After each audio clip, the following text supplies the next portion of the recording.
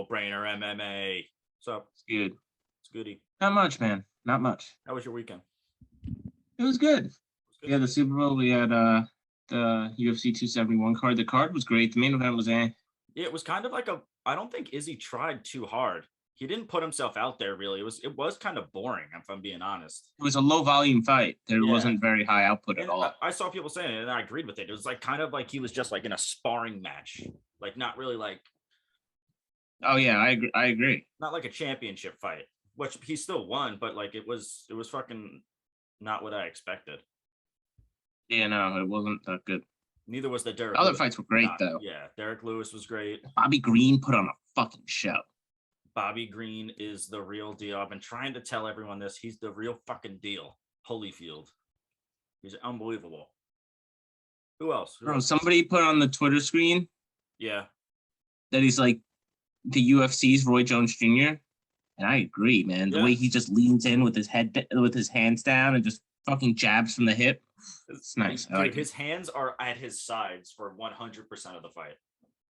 Yeah, he doesn't give a fuck. And he's like, every single time. I mean, Nasrat's his only shot that he was throwing and even landing with, even though I'll get to it, fucking he was throwing the overhand left the entire time, but Bobby Green he was rolling with it. Every single time, he's like slipping with the punch. So even if he's getting hit at like what, 30%? Yeah. He's quick, man. He's so quick. Yeah, his reaction. Renato Moicano looked great. Shaky first, not too shaky, but a little bit of a shaky first round, like debatable. Yeah. And then did what we thought. And I feel so bad for Juan Brunson, bro. Alliteration right there. That was freaking wild. But he just once he got hit like one time from Cannonier good, like you can tell like his whole equilibrium was like off, and he was like a drunk guy stumbling around a bar. You know what I mean? Looking for his keys. Those elbows were fucking brutal. Dude, and that's actually I know Jared Cannonier doesn't fight enough, but I think that he earned a shot for the title. He did. Right. And to be honest, watching Cannonier fight for the title is probably going to be better than watching Brunson fight for the title, because it's going to be more competitive. It would go 2 rounds. He would maybe take Izzy down like twice in the first round, but he would get back up. And then boom, the same thing would happen. He would get stung in the second, and then eventually finished. I think Izzy would finish him in the first round. Brunson. Like, let's be real here. I really there was a time I thought going into the fight, I was like, if he could continually take Cannonier down, he deserves the shot. But like after watching that, I'm just like, I think Izzy would smoke him. And Robert Whittaker would smoke him. Yeah, for sure. So. And he said after the fight, he's got one more fight left and he's retiring. So Brunson's done. We're going to see his retirement fight next time out. Roxanne Modafferi also retired. She's done. What was up with that? 29-28 to even begin with? I think she clearly lost every fucking round. Oh, my. Casey O'Neill landed 230 significant strikes on her. So he looked fantastic. He looked absolutely amazing. Yeah, I don't know what the split decision was. That was sketchy as fuck. Yeah, it was like, do you really like? I wanted Roxy to get the dub, but I knew it wasn't gonna happen. Mm-hmm. But yeah. Also, a wild one that Ronnie Lawrence, Mana Martinez, that back and forth. Yeah, holy shit! I shit my pants almost. I bet Ronnie Lawrence in that third round he got knocked down like 3 times or 2 times. Got knocked down in the third round. Scary. Absolutely scary. You might be mad. What? You said shit your pants, and I immediately have to shit my pants. Come on. We just started, dude. Come on. I'll go like 3 or 4 fights, and then I'm gonna have to shit. Oh my, yeah. You hold it in. We'll hold it in, dude. All right. I'm pinching it. I'm pinching it. All right, let's get into the cards before. Let's start this. Jesus. All right. We're gonna start with Mario Bautista versus Jayperrin. Start the night off. Short notice fight. The former SEC bantamweight champion Jayperrin is taking this fight on a 6-day notice after Khalid Taha withdrew yesterday. Not totally sure why, actually. He had a fight on the Contender Series back in 2019, lost a unanimous decision, but was a close fight. I had it 29-28 for Perrin, actually.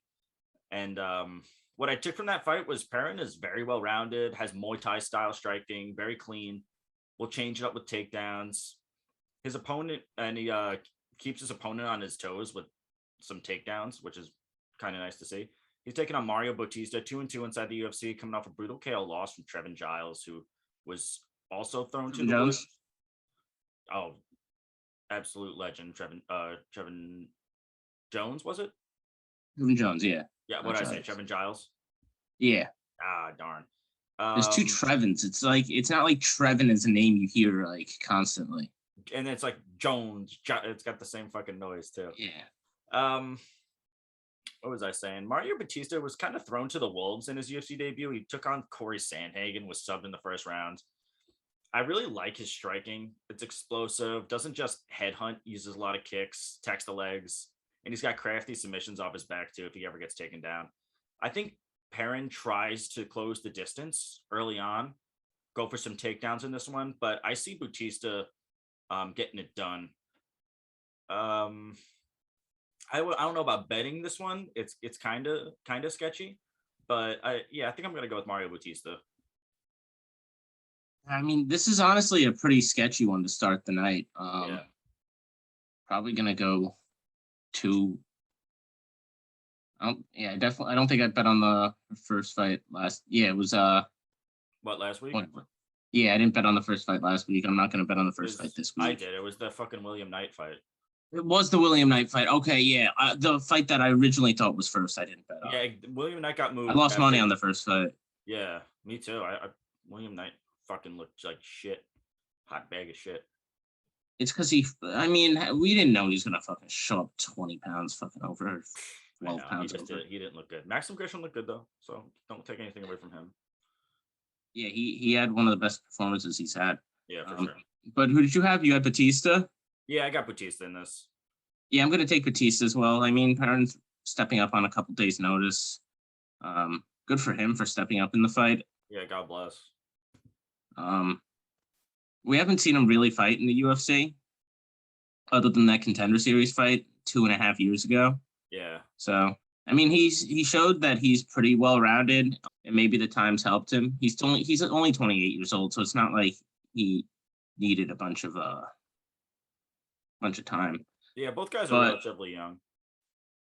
Yeah. What's it called? Bautista is coming off that loss to Trevin Jones, but Trevin Jones is a scary, powerful fucking hands. Very scary. And before that, he finished Mario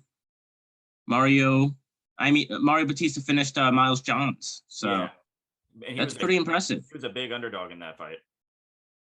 Yeah. And he hit it. He hit it with a flying knee. It's not like. Yeah, that was. It's not like you fucking. Saying. Like the guy's super athletic and explosive. That's what. For a little guy, I know he's a $135, but yeah. He could do his thing. For sure. I'm gonna take Bautista probably by UD. I'm not gonna say he finishes it, but this fight is sketchy, and there's no way I would bet on it. Yeah, I don't know about all that, but we are going to agree on this first one. We're both going to go with Mario Bautista, and we're going to move right into the second one. Actually, oh, dude, Jonathan Pierce is next. Damn.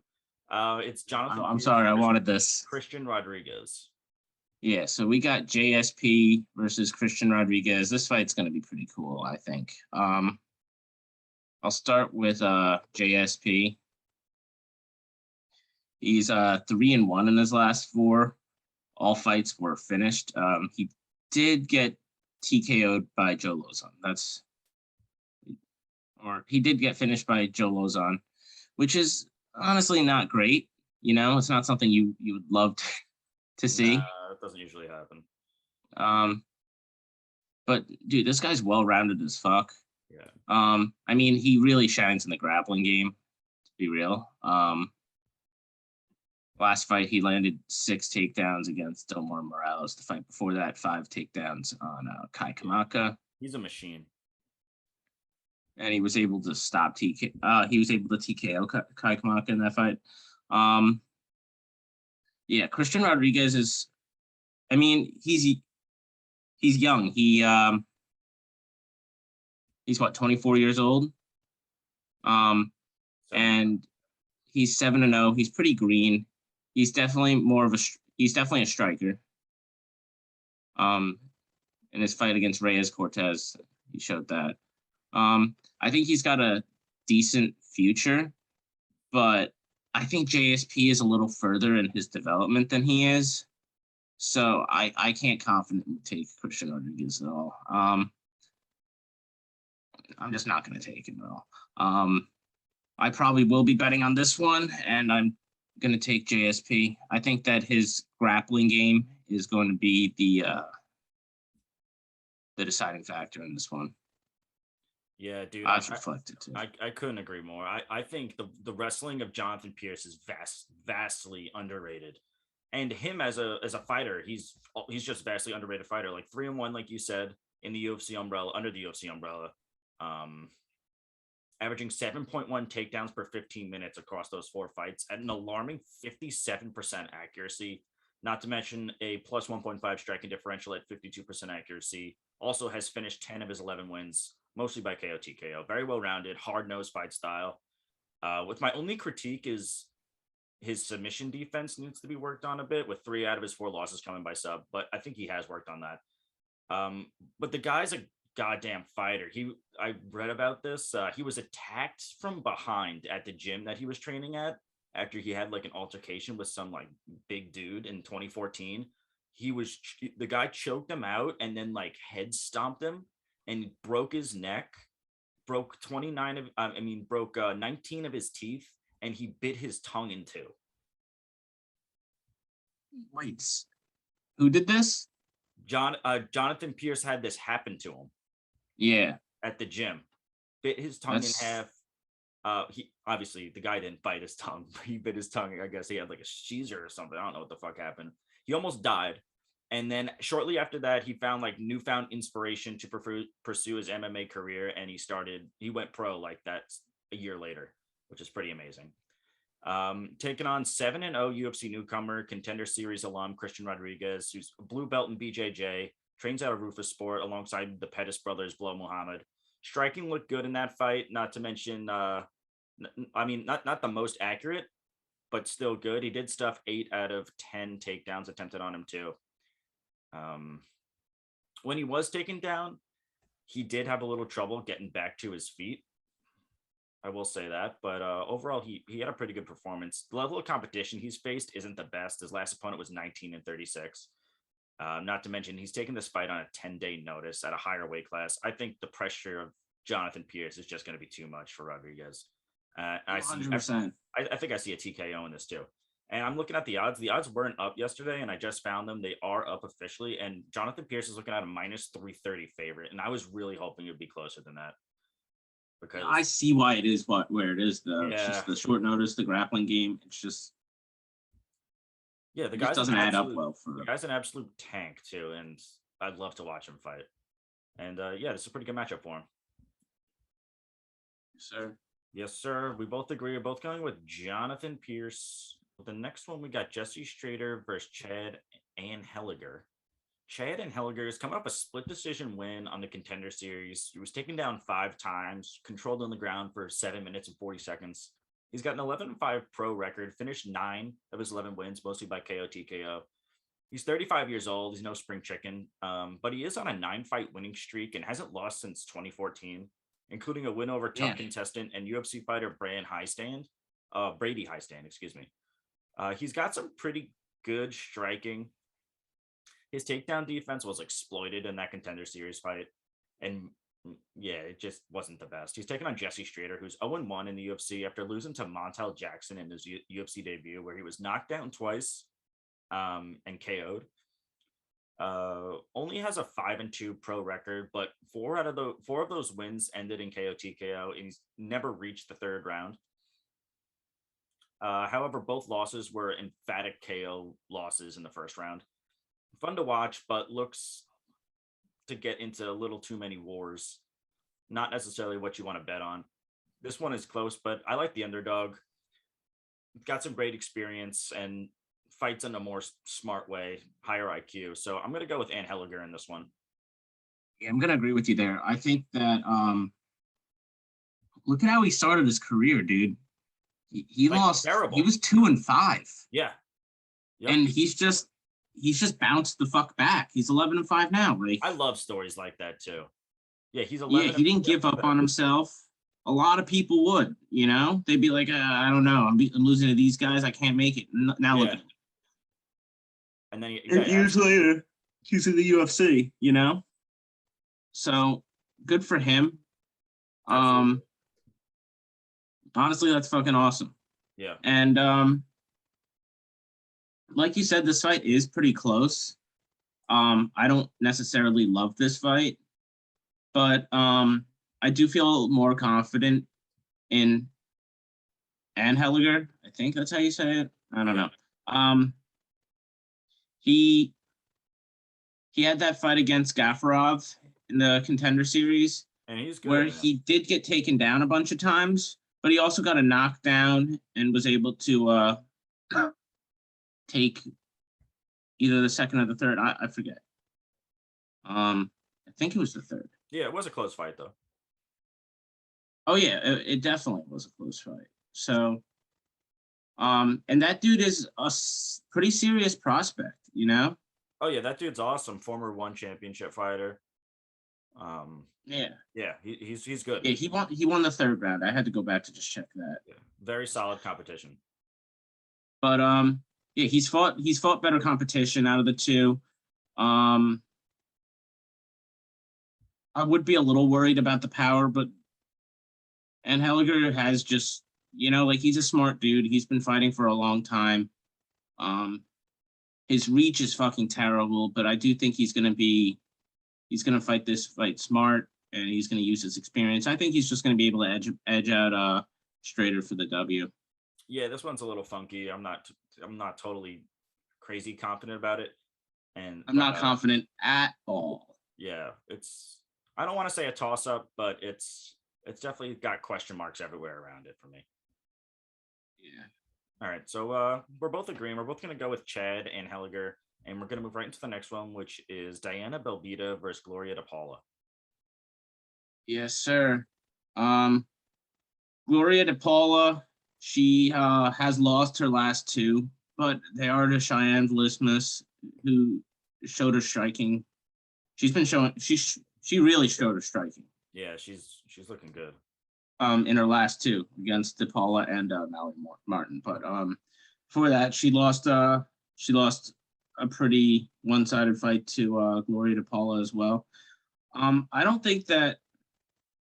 I mean, Jinyu Fry she lost to. Said she lost to Gloria DePaula, so she lost herself. It's fucking stupid. But yeah, she had that one in the Contender Series. 5-4. It's not a great record, but she has fought through her career. She has fought better people than Belbita, I would say, for the most part, at least before the UFC. Yeah. Belbita 1-2 in her last three. They both have lost a decent amount recently. Belbita has that win that she got over Hannah Goldie, where she got the UD. Yeah. She got a knockdown that fight. She looked good. She looked good. She got taken down twice, but it's all good. Her fight before that, she lost via submission to Joshua, and she also lost a decision to Molly McCann, Meatball Molly, who did take her down like 4 or 5 times. Yeah. Yeah, I'm gonna say Belbita edges this one out, but I wouldn't say it's that close. They're both young. I think Belbita is going to be able to edge out a unanimous decision in this one. Yeah, see, this one's super sketchy for me. I don't know about that. I think I might actually take Gloria DePaula in this one. I wouldn't blame you. Yeah, she hasn't looked great, but like she's got a plus 1.8 striking differential, 54% accuracy. She does get taken down a little bit, only 66% takedown defense. Good with submission. They both have great striking, I think. Yeah, they both have good. Belbita has a little bit more volume, 6.7 strikes per minute, 46% accuracy, only a plus 0.4 striking differential, one takedown per fight, 66% accuracy, and 65% takedown defense. Both get taken down pretty similarly. It's a strawweight bout. I think the over is probably a solid bet in this one. I wouldn't necessarily. I know I've been saying that for a couple of these already, but I'm serious. Like I'm some of these are sketchy, and I don't think there's solid bets to be made so far. Last week, I think there was a lot more money to be made, but yeah, this one's a little more sketchy. But I think I'm going to go ride with the underdog and Gloria to Paula in this one. Yeah. She needs a win. Her back is against the wall. 3-fight. Yeah, they both kind of need a win. The loser of this fight is either way losing 3 out of their last 4 fights. Yeah, at least Belbita got a decision win in her last time out. But yeah, she was in the same exact spot where DePaula is now before that win. Yeah. Very close. I think they're both young. I think the UFC should give whoever loses like one more chance. That's fair. Yeah, they're both very solid strikers, and they're going to be fun to watch. So, all right, we're disagreeing. I think on the first one of the night, I'm going to go with Gloria to Paula. Dan's going to go with Diana Belbita, and which leads us right into the next one, which is Chad Skelly versus Mark Striegel. And Chad Skelly currently on a 4-fight canceled streak. 3 of those being from him, including a fight where it was canceled during the walkouts after Skelly had back spasms backstage. Do you remember that? Yeah. Like the other guy walked out. I forget who it was, but then like you hear John Anik on the mic. He's like, "This bout is canceled because whatever," and then you find out he was having back spasms and couldn't leave the room. He's a UFC veteran, fighting since 2014. He's 3-1-1 in his last 5. His fight style is wrestling heavy, a lot of pressure, control time against the cage. He's got a minus 1.3 striking differential, only 33% takedown defense, but is a total great gamer, great at changing his game plan if he has to get the win. He's finished 13 of his 18 wins, mostly by sub. He's taken on Mark Striegel, who lost his UFC debut to Said Nurmagomedov. He's a former one championship fighter and has a very nicely aged win over Kai Kara France.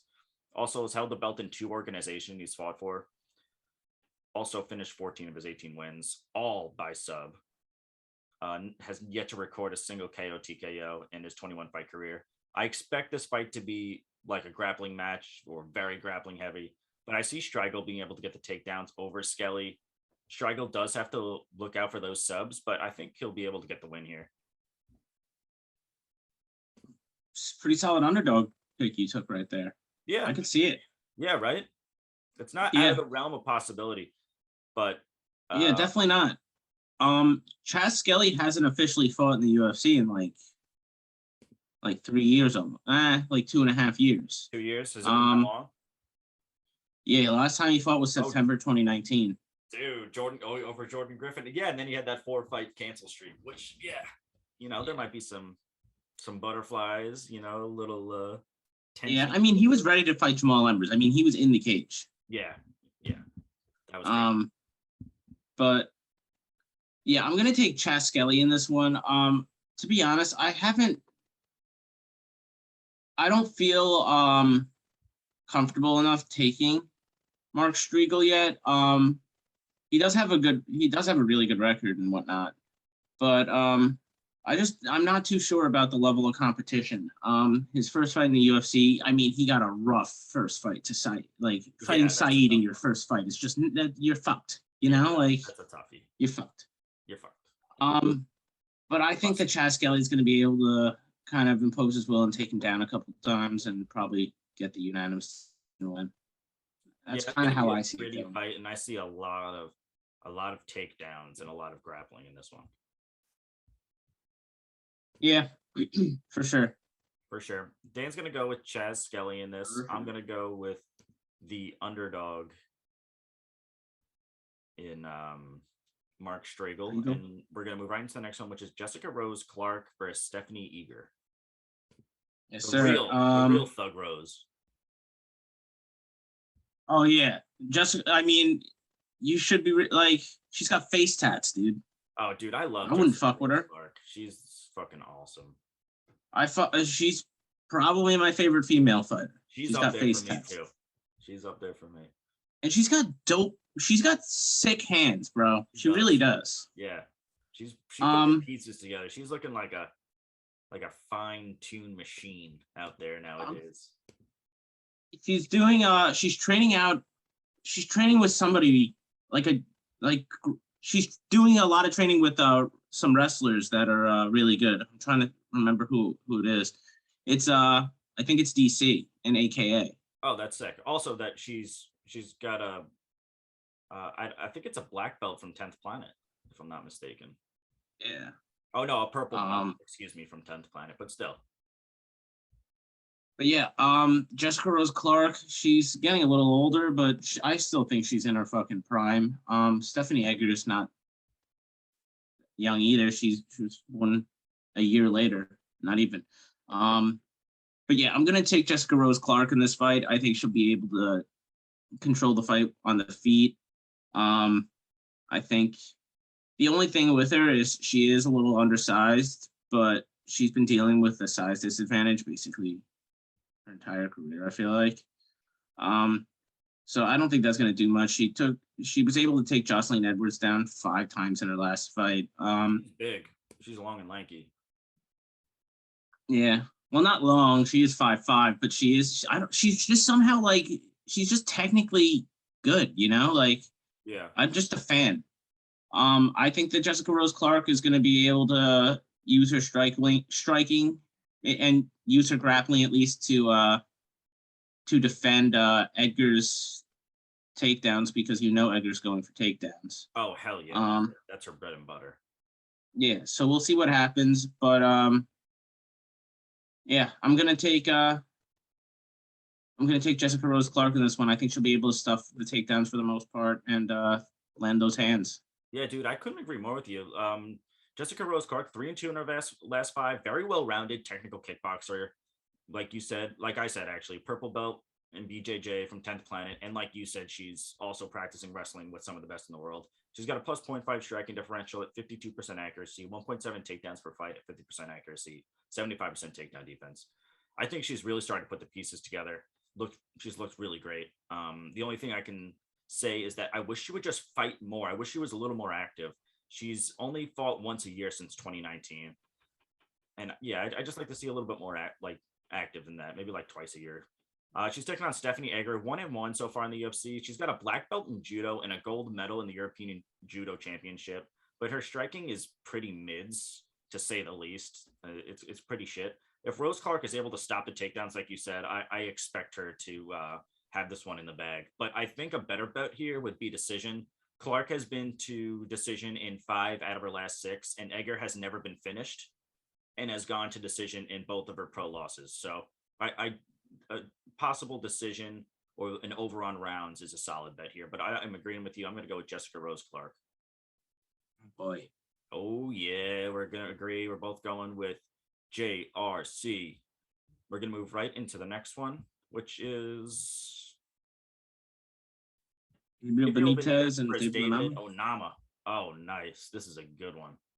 You wanted this one, but that's all you. David Onama is coming off his first career loss after taking a short notice fight in his UFC debut at a higher weight class against Mason Jones. Tough competition, where the size and weight difference really was the difference maker. Once Jones started to grapple, Onama didn't really have an answer, but he showed his toughness and how fast and powerful his striking is. Hard too. Yeah, he was getting controlled on the ground for 9 minutes in that fight and still managed to outstrike Jones with better percentages, which is just absolutely insane. He was on a 17-fight winning streak, counting a 9. That was on short notice. Yes, very at a higher weight class, dude. It's absolutely wild. He was on a 17-fight winning streak that's counting 9 amateur fights before his last loss.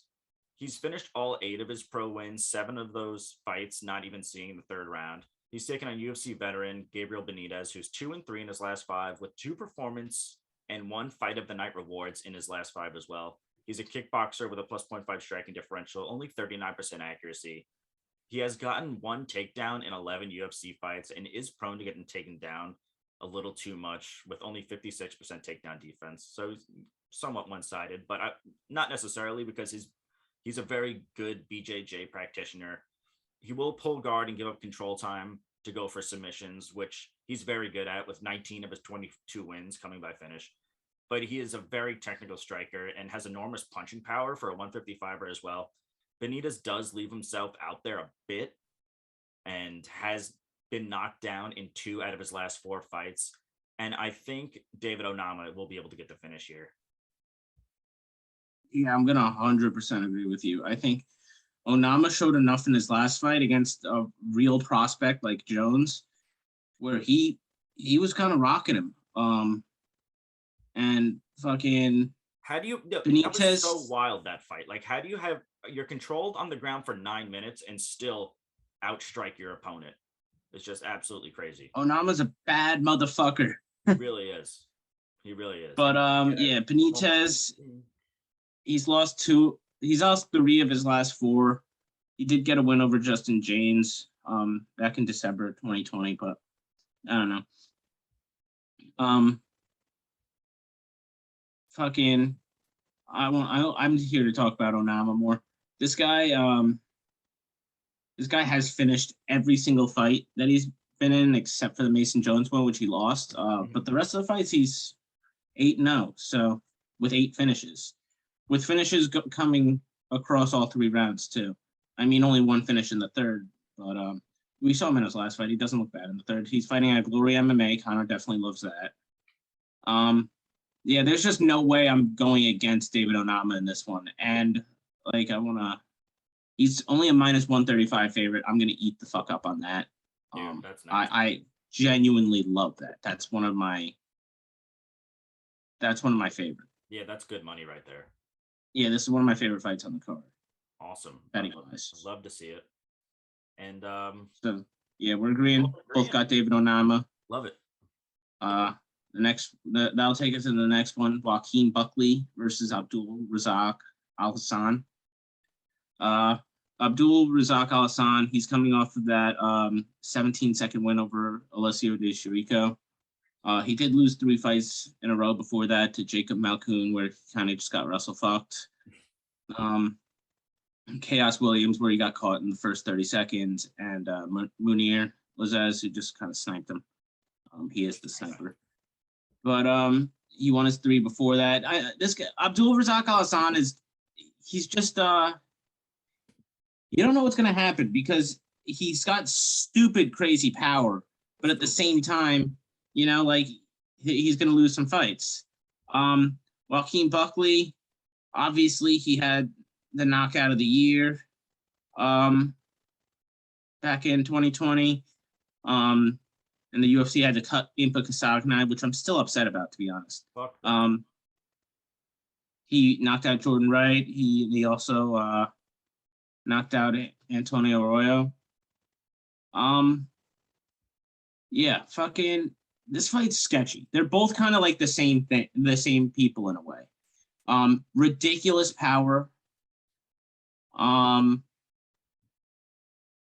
And just kind of sketchy. Like, it's just sketchy to pick any of them because you're like, I don't know, you could get caught. Joaquin Buckley's chin isn't great. He's got super explosive power. He's super athletic. But look at what we all saw what Kevin Holland did to him, you know? Kevin Holland ate all of the shots. Dude, that fucking just knocked him out with a beautiful fucking straight right hand. I think Al-Hassan has the better chin of the two, slightly. Both of their chins sketch me out. But here's the thing. Joaquin Buckley could 100% knock Razak Al-Hassan out. Right. But I am going to choose a guy whose chin I'm more comfortable with, which is AbdalRazak Al-Hassan. Slight underdog. Anything could happen in this fight. It's sketchy. I'm not going to bet on it. I wouldn't advise betting on it because it could go 3. It could go fucking 15 seconds. Who the fuck knows? Yeah. I'm not betting. We could see 2 very gassed fighters in the 3rd round here. Yeah, Joaquin Buckley could definitely gas the fuck out. Sorry. Yeah, that's for sure. Joaquin Buckley, 3-2 so far in the UFC. All 3 of those wins ending in KOs, with Buckley receiving performance of the nights in all of them. But then those 2 losses, you look at those, both KO losses. I'm worried about that chin. He's got a strike. He's got an even striking differential, only 37% accuracy, but you don't need to be that accurate when you got dynamite hands like that. He's yet to be taken down in the UFC. I don't expect him to get taken down in this one. He's taken on AbdalRazak Alassane, who's 1-3 since rejoining the UFC. Finally got in the win column in his last time out against Alicia DiChirico, where he only needed one kick to end the fight. MMA math, Buckley lost to Chirico. Alassane beat Chirico. There's your answer. But yeah, but I'm just kidding. Fuck. MMA math works 100 out of 100 times. Exactly. He's finished all 11 of his wins by KO TKO. This fight is fireworks. It's a mystery. Anything could happen. These two are just absolute, just put it out there, get into wars. Love to see it. I think I'm gonna go with the fighter that's younger by 9 years in Buckley. But I can't blame you. It's this is a 55-45 type of fight. Yeah, for sure. Very close. And I think the odds are reflecting it, right? Yeah, Joaquin Buckley's a minus. I think Joaquin Buckley's the favorite. Yeah, he's a slight favorite, minus 140. Minus 140, minus 150. Yeah, somewhere around there. Yeah, that makes sense. I thought this should be a pick'em, honestly. Like, what the fuck? Yeah. Right? Yeah, okay. I mean, I could. Yeah, I don't know. Well, I'm glad we're disagreeing on this one because this one really could go either way. I'm going to go with Joaquin Buckley. Dan's going to go with AbdalRazak Alassane, which is going to lead us right into the next one, which is Jim Miller versus Nicolas Mata. Are you cool with taking the next one? Because you get the main event. Okay. Wait, so you, I would love to get the Parker Porter one, actually. That is the next one. Oh, that is the next one. Oh, cool. Yeah. I figured you would want that because that's the gross fight of the night for me. Oh yeah, I actually like that one. That's my guy. Yeah. All right. But anyway, you take it away, Dan. Jim Miller. Yeah, we got Jim Miller versus Nicolas Mata. Jim Miller, he actually got a knockout in his last fight. Which I couldn't believe it. That was his first knockout in 15 fights. Yeah, I will say that it's not going to happen again. Jim Miller is the fucking man. Yeah, he is. And for sure. How old is he now? He's 38. He's turning 39 soon. Mm-hmm. It's like, I don't know, I'm not really sure. Yeah, I think he hasn't looked as strong in his grappling. And he hasn't looked as fast. He's still just as gritty, but yeah, I think we are seeing a little bit of a decline from him. Yeah. And then you got Nicolas Mata, who had that Contender Series fight. He's the minus 180 favorite against Jim Miller. At first, this fight's honestly like a pick'em for me because I feel like either Mata's going to be able to, because Jim Miller's chin has always been a little, Yeah. It's not fantastic. Mm-hmm. He doesn't necessarily get knocked down all the time, but he gets rocked a decent amount.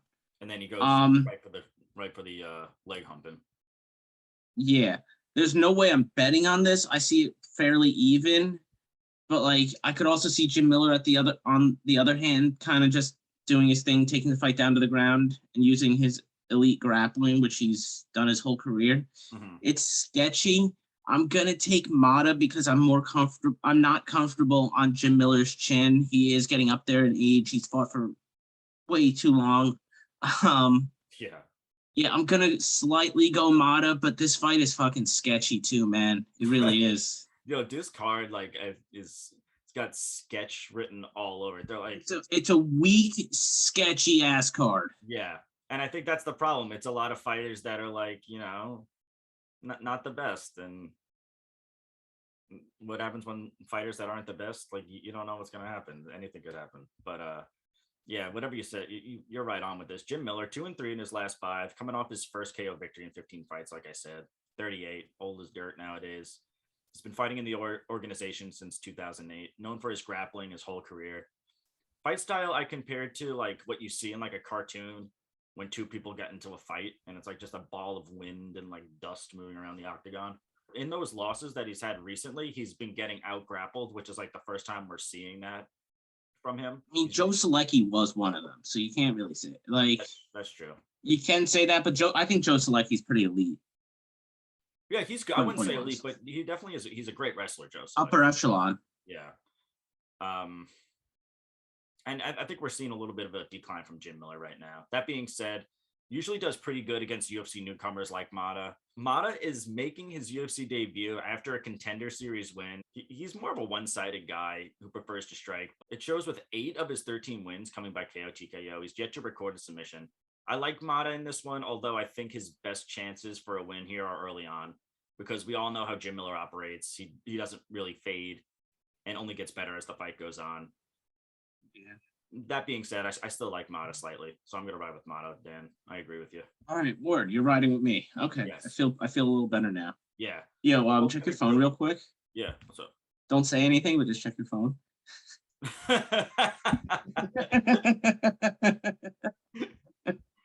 That was this close. Dude, I think both would have worked.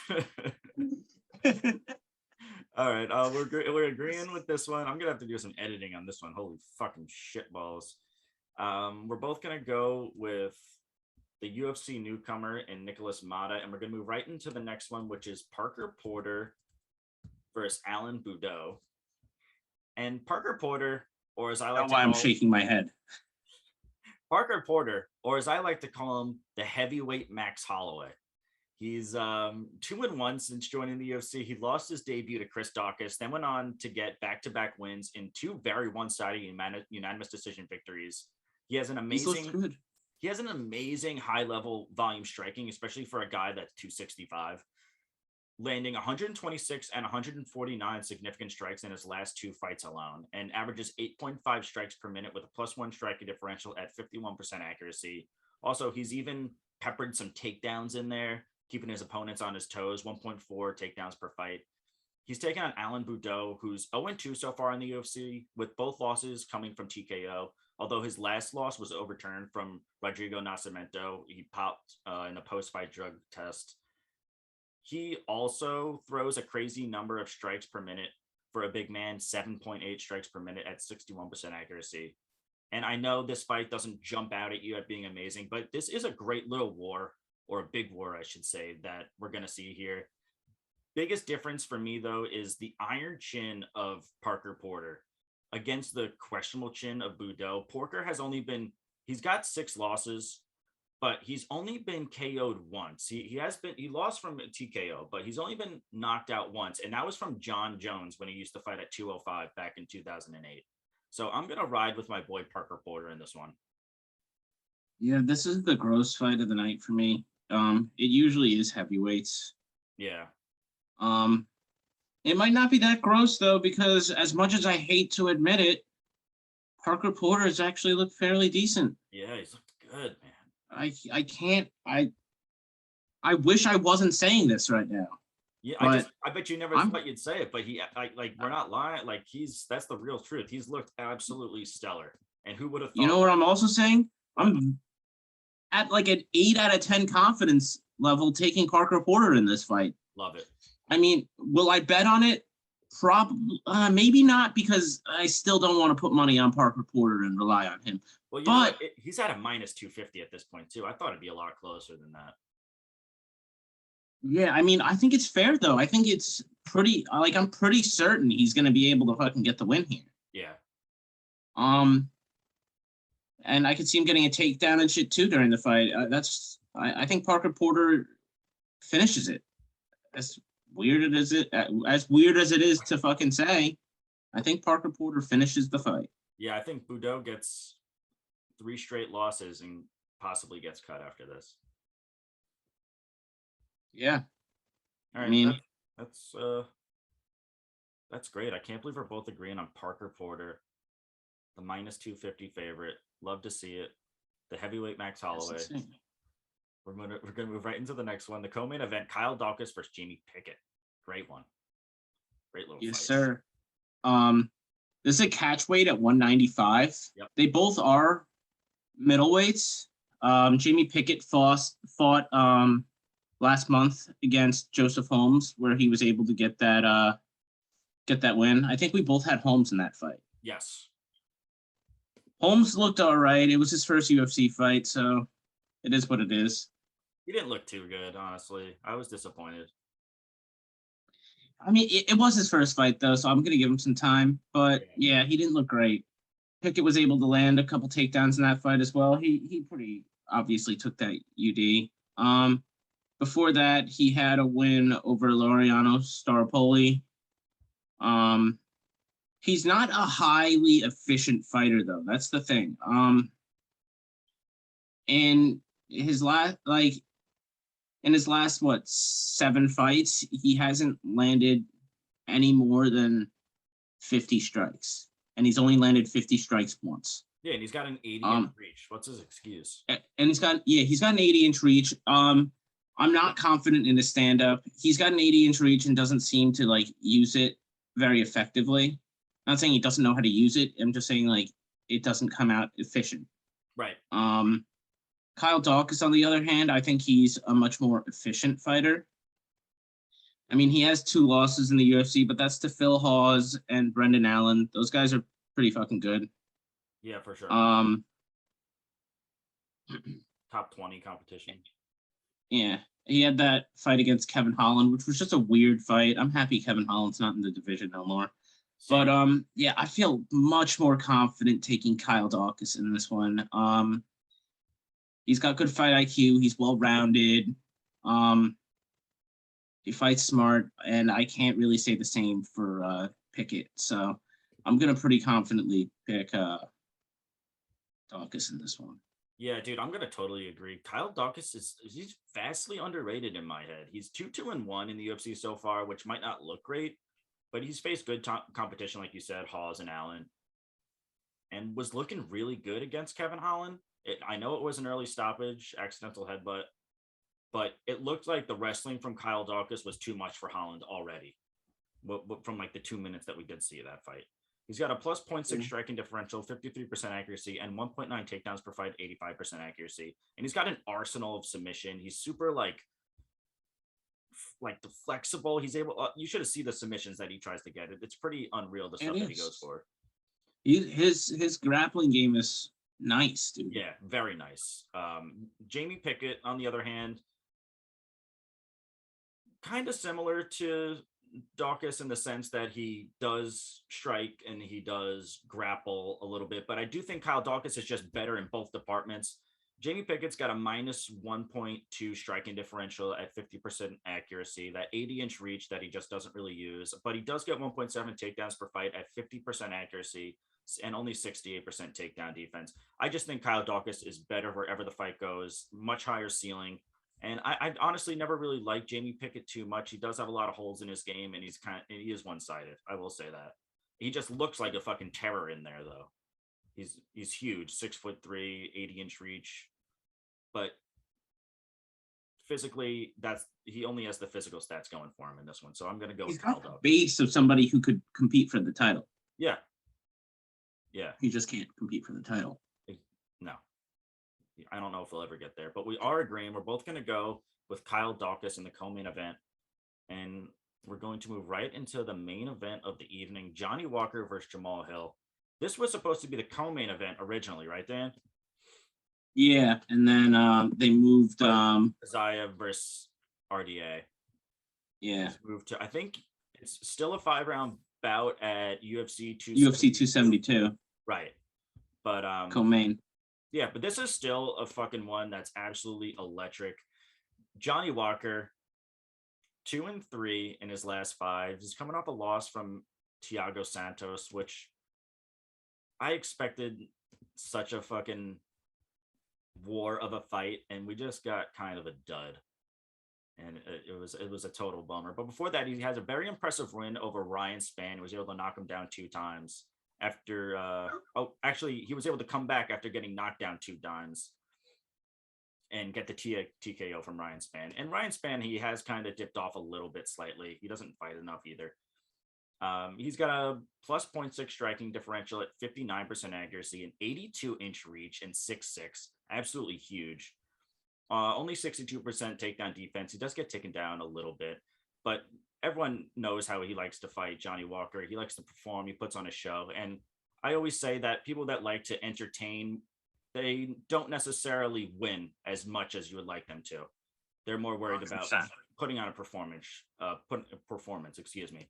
And Jamal Hill, performance. I sounded like Sean Connery. I was literally about to say that. You sounded like the old James Bond guy. Yes. Even though I've never Jamal seen Hill, him. on the other hand, he's coming off a very, very impressive win over Jimmy Crute, where he was the underdog, big underdog, and got the performance of a night, KO, in the first round in 48 seconds. Just absolutely stellar. And then after that, I was like, I'm buying in. I'm all in on Jamal Hill. He is 3-1-1 in his last 5. He has an overturned fight from Kidson Abreu. He was able to knock him down twice, but he popped after that failed drug test. But whatever. What else is new? Everyone's on steroids. And he also has an impressive win over OSP. He averages an insane amount of strikes per minute, 7.5 strikes per minute, 51% accuracy. Also, not to mention, has nearly a +4 striking differential, a 3.8 striking differential, and a 79-inch reach. Also gets taken down a little bit too much, too. Both guys are similar in that way, 60% takedown defense. I don't think this fight is going the distance. I think it's going to be a bounce back war for Johnny Walker. He left a terrible taste in our mouth last time. But I do see Jamal Hill getting his hand raised at the end of this one. I'm just all in. Sorry, I got a phone call on my computer. I am just all in on Jamal Hill in this. Yeah, I am too. Striking is not of this world.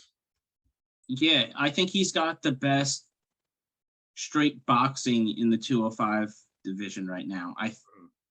He's up there at least. There's a couple guys who he could have some interesting fights with, like Dom Reyes in the future. Like there could be some fun fights. I love how he's super technical in his punches too. No looping, nothing, just yeah. If it is a loop, it's a fucking correct, proper right hook or something like that, like nothing crazy. And he's just able to slip those punches through the guard and all that shit. Johnny Walker, like you said, he's more of the exciting type of guy. Him and Michelle Pereira were fucking built in the same fucking laboratory. Yes. 100%. Those guys are like the same guy, same fucking dude. Who do you think's better out of the two of those? I think Pereira is better. I think Pereira is better. As long as he has his conditioning all right. He always just slows down though. But anyway, like you said, I'm gonna take Jamal Hill. I think this is almost I'm not gonna lock it, but I'm gonna be very confident in my pick. Dude, I'd be surprised if he doesn't. Very, very confident. I'm sorry. Yeah, I'm way more confident Jamal Hill winning than I had Izzy winning last week, and I was pretty confident in Izzy winning. Yeah, there you go. Beautiful. So, I mean, everybody scored the Izzy fight differently. I mean, I had Izzy winning 3, maybe 4 rounds, probably 3. Yeah, I think Izzy won 3-2. I think the second round was pretty close. The second round was close, but we like people keep talking about the takedowns. It kind of reminds me of the John Jones versus Reyes fight, where it's just like you got takedowns, but he got right back up. Yeah, that doesn't matter really. But I mean, Whitaker took Izzy down more than John Jones took down Reyes, but still, I don't know. I get what you mean. Yeah, like there's some similarities there. But anyway, yeah, I'm gonna take Jamal Hill confidently over Johnny Walker. I think the UFC realized Johnny Walker's not going to be the champion that they thought he could be. So they're kind of just using him as like a springboard, which I see why they're doing. Both of these guys have like ridiculous reach too. 82-inch reach from Walker and 79 from Jamal Hill. This fight's gonna be fucking fun. They're both tall motherfuckers, and they're both good at range. But I think Jamal Hill's just better. So I'm gonna take Jamal. Totally agree. I think I think it could go to a decision, but I could also see Jamahal Hill putting in like a volume punching knockout. But then again, last time I questioned Jamahal Hill's power, he knocked out Jimmy Crute in 48 seconds. So what the fuck do I know? He's a legend for that. But I will get also I forgot to say this. Johnny Walker, he fights out of SBG Ireland, that Conor McGregor's gym. And like if he knew it was good for him, he would get the fuck out of there. He said that it's helped his career a lot, but has it? I mean, I think he went there recently. I don't know, man. I'm not gonna fucking. The guy knows himself better than we know him, so I don't know. I don't know. 3 of his last 4 since going over there. Yeah, I think he lost some of the fights before that, though. I'm not sure. Yeah. I'm not sure exactly when he went there in relation to his fights, but I don't know. He probably could go somewhere better for him. I think that would be very smart for him, but I don't want to tell him what to do. Who am I? Who am I to say? That's what I'm saying. Who are we? Oh, shit. Let's go back. All right, dude. That's ending it right here. Yes, sir. Yeah, no brainer. MMA signing off. We'll be back next week with a better card. Yeah, for sure.